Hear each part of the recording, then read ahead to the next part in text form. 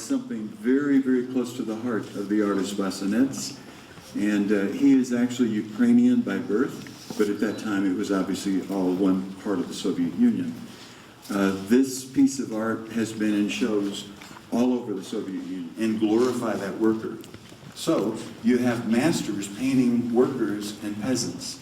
I have some of those too, but we didn't have room for all of them. This is what we had room for, along with about 10 more pieces we'll bring out in a little while. This piece of art was done by the very famous artist Karp Trokimenko. And again, museums all over the world, a big name, but people don't know him like you would know Renoir, Monet, Picasso, and others, because he was hidden for all this time. And he passed away about 10 years ago. He painted, this is depicting, it's a historical piece, it's depicting a meeting that took place in 1916.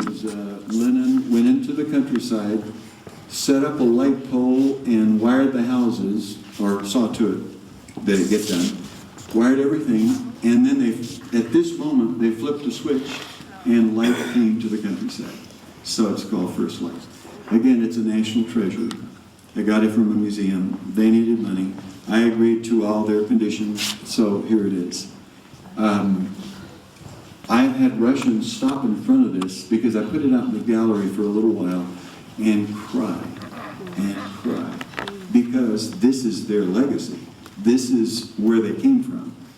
And honest farmer, simple people, children with the real awe in their eyes. It really works. And again, it's a masterpiece. Later, when you get up close to it, look at it. It's amazing. Vicinity a little bit more about the value of this kind of art, what it means in our society. And so, you know, because it really, this whole evening's been about more than art. It's been about how do you look at life and how do you go forward from here? Because we've got a pretty dark world, and when you look at these paintings, you see that there's a lot of beauty in it. Those usually are painted at a time of when you're really pensive and you're thinking about everything, thinking about your mother, and which is what George Gallo was thinking when he painted one of the pieces we had. And I asked him that. I said, you were really melancholy when you painted this artwork.